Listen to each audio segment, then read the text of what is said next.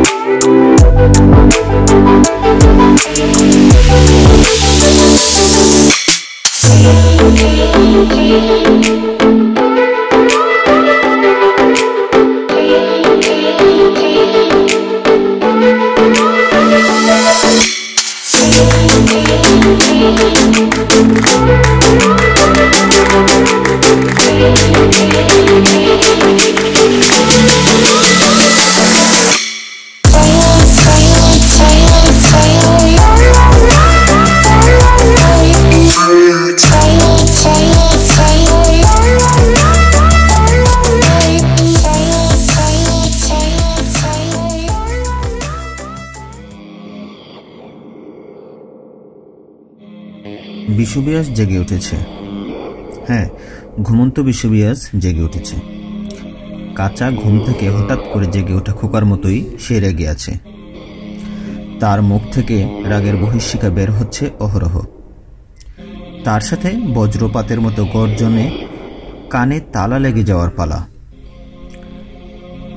তার উপরেই ভর দুপুরেই চারপাশ কালো করে আধার নেমে এসেছে। গ্রীষ্মের পরিষ্কার আকাশ কালো মেঘে ঢেকে গেছে ভেবে ভুল হতে পারে, কিন্তু না, সেটা মেঘ নয়।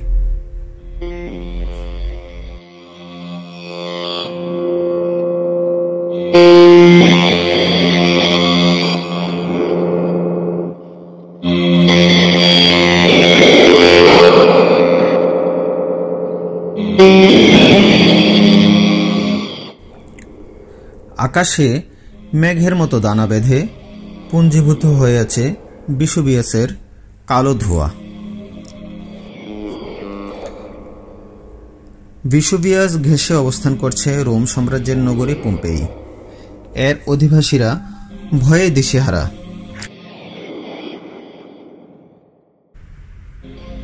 বড় বড় মন্দির গির্জায় হাজার হাজার রোমান দেবদেবীর পূজা দিয়ে যাচ্ছে একের পর এক। কোন দেবতার রেশানলের ফল এটা, তারা সেই হিসাব মিলাতে পারছে না কিছুতেই। জুপিটার, বেলোনা নাকি জানুস, কে জাগিয়ে তুললেন এই ভয়ঙ্কর ভিসুভিয়াসকে?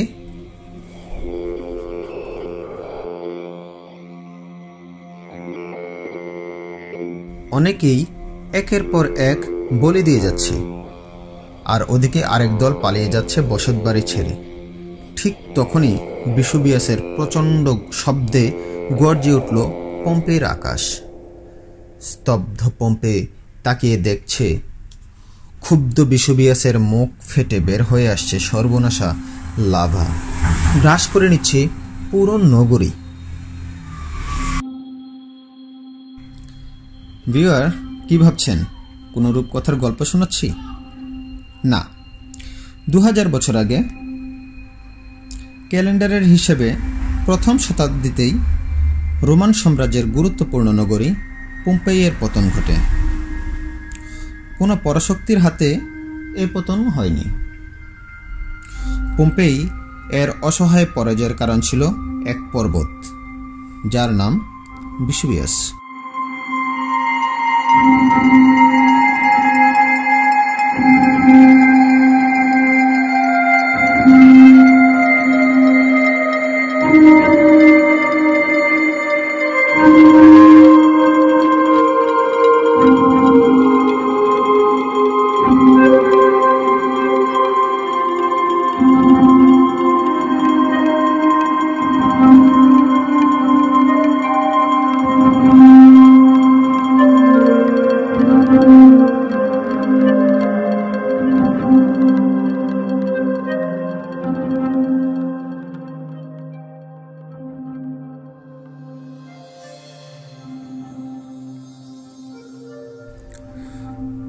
পম্পেই নগরী নেপলস থেকে 14 কিলোমিটার দক্ষিণ পূর্বে অবস্থিত।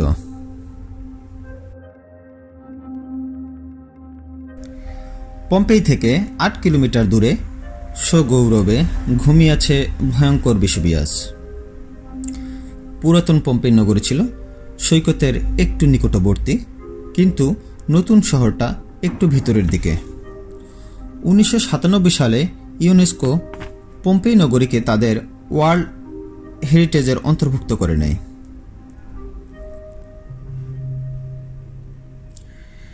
খ্রিস্টপূর্ব 7ম শতাব্দীতে এই নগরীর গোড়াপত্তন করে ইতালীয় এক গোষ্ঠী, যারা অস্কি নামে পরিচিত।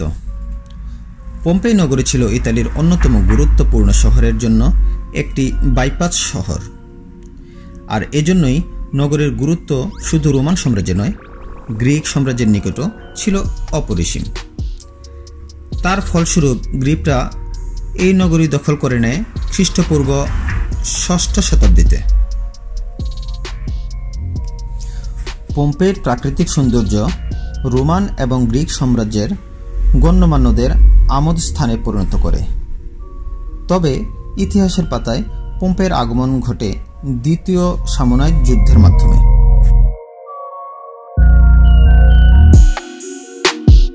এই যুদ্ধের পরে পম্পেই দখল করে নেয় এবং জোরপূর্বক রোমান কনফেডারেশনের অন্তর্ভুক্ত করে নেয়।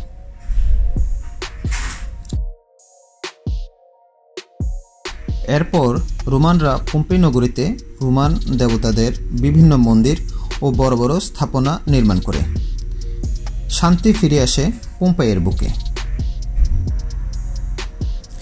কিন্তু এই সুখ বেশি দিন টিকল না। 62 সালের শুরুতেই পম্পেইয়ের বুকে আঘাত হানে ভয়াবহ ভূমিকম্প। এর তীব্রতা এতটাই মারাত্মক ছিল যে 79 সালের সেই মহাবিপর্যয়ের আগেও এর ধকল কাটিয়ে উঠতে পারেনি পম্পেইবাসী। পম্পেই ছিল ভূমিকম্প প্রবণ এলাকা। প্রায় দেখা যেত বছরে 2 থেকে 4 বার মাঝারি আকারের ভূমিকম্প আঘাত হানত, যার ফলে পম্পেইবাসী ভূমিকম্পের ক্ষেত্রে তেমন কোনো সতর্কতা অবলম্বন করত না। 62 সালের 5 ফেব্রুয়ারি শুরুতে বড় ধরনের ভূমিকম্পে কেঁপে উঠল সমগ্র ইতালি, কিন্তু সবচেয়ে বেশি ক্ষতিগ্রস্ত হয় পম্পেই। ইতিহাসবিদদের মতে রিটার স্কেলের এর মাত্রা ছিল আনুমানিক 6। এদিকে 5 ফেব্রুয়ারি পম্পেইয়ের জাতীয় দিবস। এদিন অগাস্টাস সিজারকে জাতির জনক ঘোষণা করা হয়েছিল। সে উপলক্ষে নগরীর রাস্তায় রাস্তায় চলছিল উৎসবের প্রস্তুতি।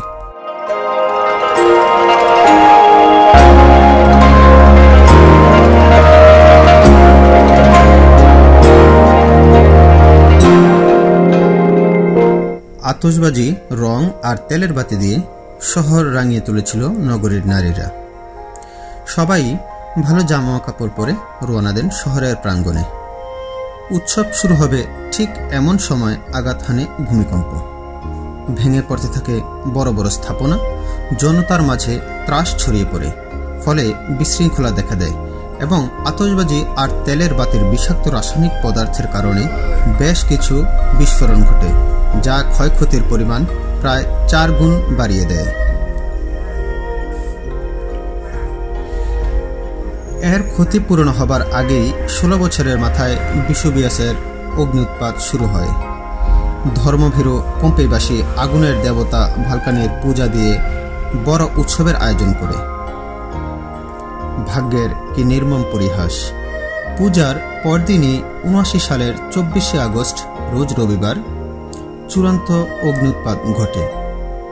ধ্বংস হয়ে যায় বিসুবিয়াস কন্যা পম্পেই।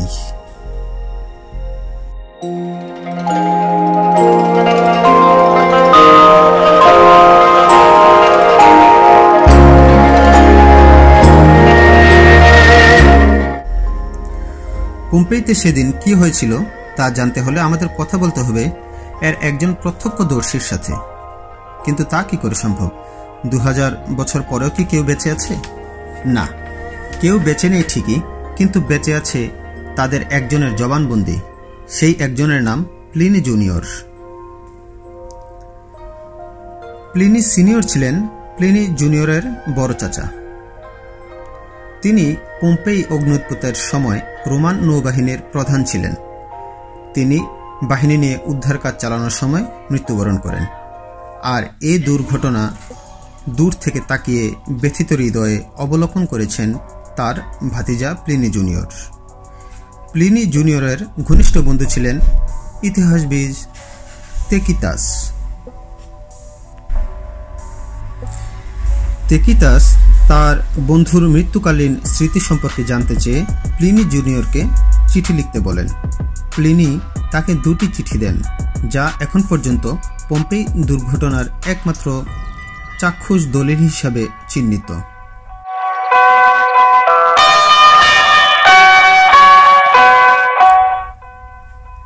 প্রথম চিঠিতে তিনি লিখেন, সকাল থেকেই দূর থেকে ঘন কালো মেঘের মতো ধোঁয়ায় আকাশ ঢেকে গিয়েছিল। দুপুরের দিকে বিশুবিয়াস থেকে বিপুল পরিমাণ ছাই নির্গত হতে থাকে। মুহূর্তের মধ্যেই পম্পেই নগরীর দালান কোঠা ঘন ছাইয়ের আবরণে ঢেকে যায়। যার যা কিছু ছিল সব ফেলে যে যেদিকে পারছিল পালিয়ে যাচ্ছিল। সে ছিল এক ভয়াবহ দৃশ্য। কিন্তু পথমধ্যেই বিষাক্ত গ্যাস আর ছাইয়ের কবলে পড়ে বৃদ্ধ, নারী আর শিশুরা। তারা সেখানে মৃত্যুবরণ করেন। মরা কান্নার সাথে বিশুবিয়াসের গগন বিদারী চিৎকার। মনে হচ্ছিল পৃথিবী বুঝি এখনই ফেটে পড়ছে। বিশুবিয়াসের ঘন ছাই আর লাভার বর্ষণের সামনে এগিয়ে চলাই দায় হয়ে পড়ল। কিন্তু প্লিনি ছিলেন সাহসী কমান্ডার। প্লিনি হার মানলেন না। বন্ধুর ডাকে সাড়া দিতে গিয়ে তার এই যাত্রার শুরুটাই ছিল, কিন্তু শেষ আর হয়নি। প্লিনি আর ফিরে আসেননি। এক রাত প্রতিকূলতার সাথে লড়াই করে বিষাক্ত ছাই আর গ্যাসের প্রভাবে সেখানেই তিনি মৃত্যুর কোলে ঢেলে পড়েন। কিন্তু তার বাকি সহকর্মীরা ফিরে আসতে সক্ষম হন।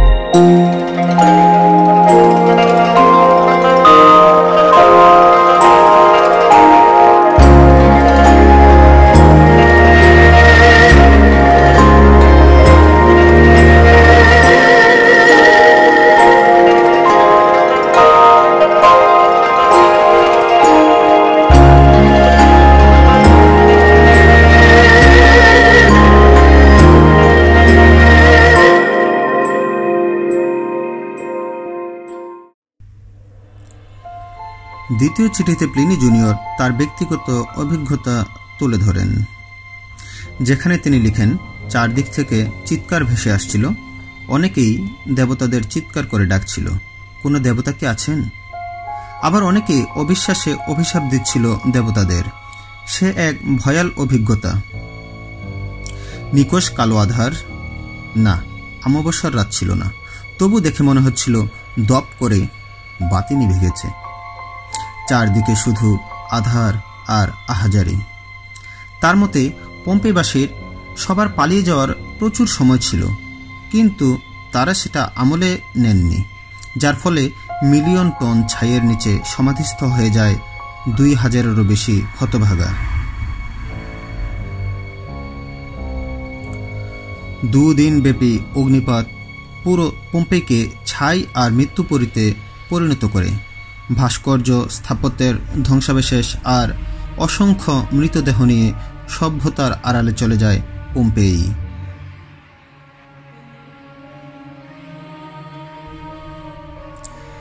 ভিউয়ার, 2000 বছর আগে যেখানে মানুষ বস্ত্র হিসাবে লতা পাতা আর গাছের ছাল ব্যবহার করত, সেখানে পম্পেইবাসীর এই পরিকল্পিত শহর আমাকে বিস্মিত করেছে।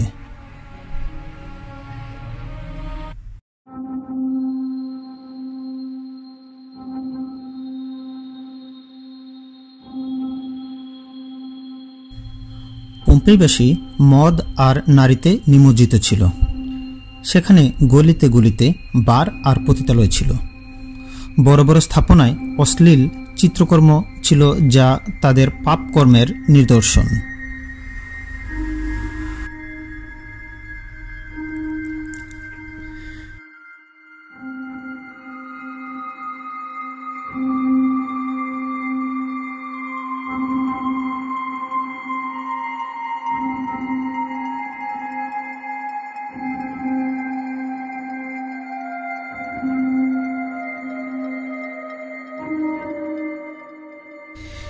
এখনও এর দেয়ালে দেয়ালে, শহরের পথে ঘাটে কান পাতলে পম্পেইবাসীর হাহাকার শোনা যায়। এই করুণ ঘটনাকে রূপালী পর্দায় চিত্রায়িত করে 2014 সালে পম্পেই নামে একটি চলচ্চিত্র নির্মিত হয়। এর পূর্বেও এই ঘটনাকে কেন্দ্র করে মিনি সিরিজ এবং আরও 2টি চলচ্চিত্র নির্মিত হয়। লেখা হয় the last day of Pompeii নামক একটি উপন্যাস।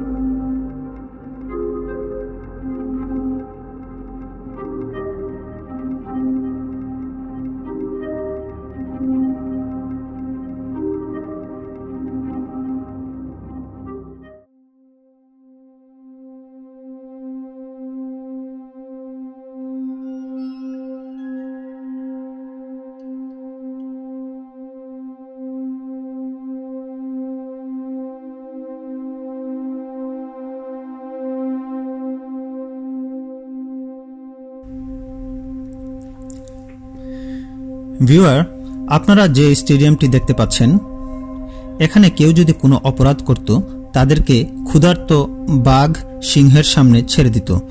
বাঘ সিংহ তাদের জীবন্ত অবস্থায় ছিঁড়ে ছিঁড়ে খেত আর গ্যালারিতে বসে সবাই তার মজা উপভোগ করত।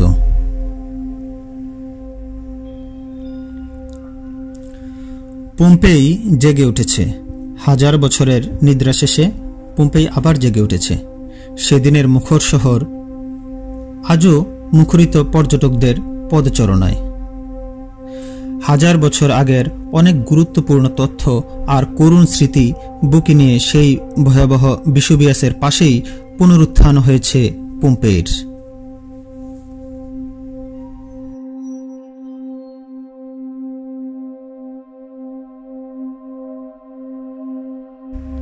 পম্পেই ফের হারিয়ে যাবে না। প্রাচীন রোম সাম্রাজ্যের সাথে একবিংশ শতাব্দীর সরাসরি আলাপচারিতার অসাধারণ মাধ্যম হবার দরুন পম্পেইর নাম ইতিহাসে আজীবন অক্ষয় হয়ে থাকবে।